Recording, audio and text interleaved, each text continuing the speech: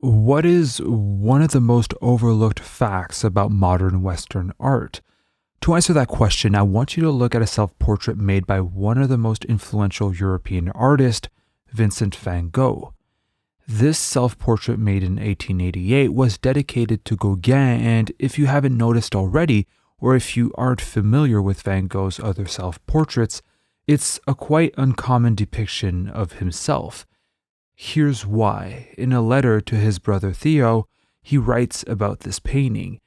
The head is modeled in light-colored thick impasto against a light-colored background with almost no shadows. But I've slightly slanted the eyes in the Japanese manner. You heard correctly. Van Gogh painted himself with Japanese features.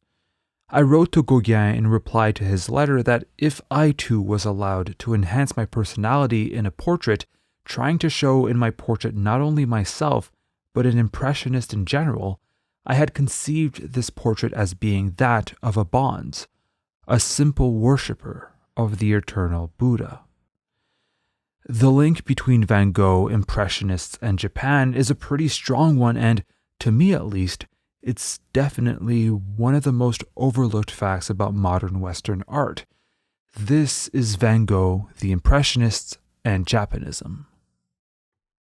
Before looking at Van Gogh's reproductions of Japanese prints, we need a little bit of historical context. 1853 was the year of birth of Vincent van Gogh in the Netherlands, as well as the first time American commander Matthew C. Perry sailed to Japan. Japan had been closed off to the rest of the world for now 220 years, with some exceptions, notably the Dutch. America effectively told Japan to open up its borders and trade, or else. And under these threats, Japan finally opened up to European trade, and much of its products and culture reached Europe, most importantly for the purpose of this video, woodblock prints called ukiyo-e. These woodblock prints would storm Europe with an incredible popularity and, of course, influence due in large part to their unique style and, let's face it, their exoticism. Some elements of this unique style include the flattening of perspective and the use of large areas of flat color, and these elements would be appropriated by Western artists and eventually become what we call modern art. Look, we love Japanese painting. We've experienced its influence. All the Impressionists have that in common. The best way to illustrate the influence of Japanese art on Western art is to show you its influence on some of the pioneers of modern art. James Abbott McNeill Whistler's 1864 Caprice in Purple and Fold, The Golden Screen, or his 1863-65 The Princess from the Land of Porcelain, are both overt examples of Asian influence.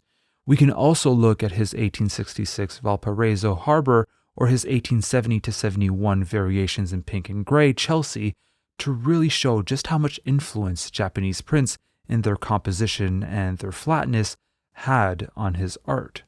His 1872-75 Nocturne Blue and Gold Old Battersea Bridge could also have been inspired by Japanese prints, and this influence could have even impacted the creation of the controversial Nocturne in Black and Gold, The Falling Rocket, made between 1872 and 1877. Edouard Manet, considered by many to have created the first modern painting, did so both in Le Déjeuner sur l'Herbe and in Olympia by using the flatness imported through Japanese woodblock prints. The famous critic and writer Émile Zola would defend Manet's breakthrough art, and in 1868, Manet would paint a portrait of him. Zola is depicted surrounded by a reproduction of Olympia, as well as not only one, but two Japanese works of art. The one right next to Olympia is the wrestler Onarudo Nadaimon of Awa Province, made by Utagawa Kunaiki II. I could go on and talk about Japanese influence on Claude Monet, Paul Gauguin, and Henri de Toulouse-Lautrec, but I really want to look at Japan's influence on Van Gogh. If we study Japanese art, then we see a man undoubtedly wise and a philosopher and intelligent who spends his time on what? Studying the distance from the Earth to the Moon? No. Studying Bismarck's politics? No. He studies a single blade of grass. But this blade of grass leads him to draw all the plants, then the seasons, the broad features of landscapes, finally animals, and then the human figure. He spends his life like that, and life is too short to do everything. Just think of that. Isn't it almost a new religion that these Japanese teach us, who are so simple and live in nature as if they themselves were flowers? I envy the Japanese the extreme clarity that everything in their work has. It's never dull and never appears to be done too hastily. If this quotation from one of Vincent's letters to his brother Theo isn't clear enough, Van Gogh had immense respect and admiration for Japanese art. However, one can accuse him of idealizing Japan.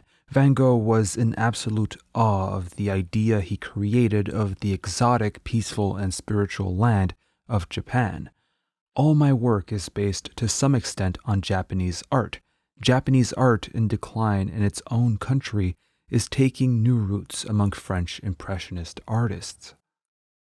However, out of all the modern artists influenced by Japanese art, Van Gogh was perhaps the most impacted by it, not only in the formation of his style, but also in the formation of his own goals and ideals.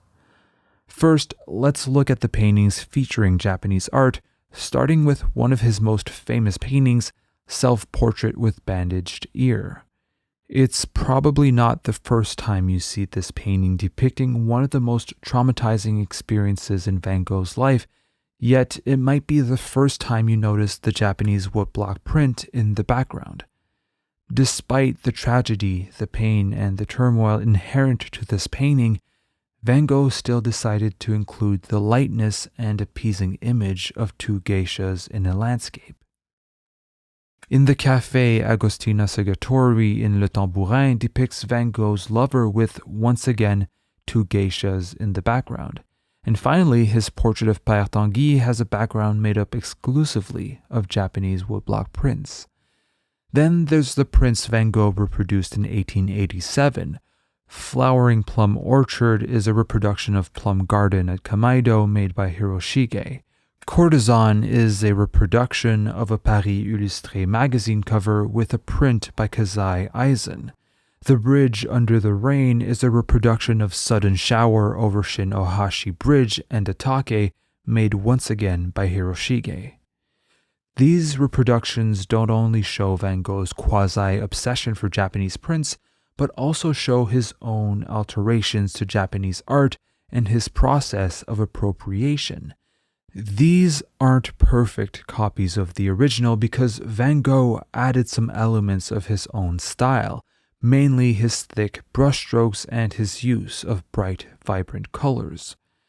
Japan's influence on Van Gogh and on Impressionists more broadly is undeniable, yet it's not a widely known fact. There are countless variables that brought about modern art, from the creation of photography to the socio-economic conditions of the time, but we can't gloss over the incredible impact that Japanese woodblock prints had on the course of modern Western art. It's important to know and to be reminded that art and cultures very rarely evolve in vacuums. The same goes for identities, personal or national. If we go back to Van Gogh's self-portrait, we see him strongly identifying to the Japanese to the point of depicting himself as a Japanese monk. Even though this might be considered clumsy today, this is the portrait of a man who understood that his identity didn't come from a single culture, a single nationality, or a single country. We should see Western art the same way. Thank you so much for watching. Thank you for liking and subscribing if you have already. And I'd like to thank especially You Design Art Right, Kohler, and every other patron for supporting the channel. If you also want to support The Canvas, I invite you to check out patreon.com/thecanvas.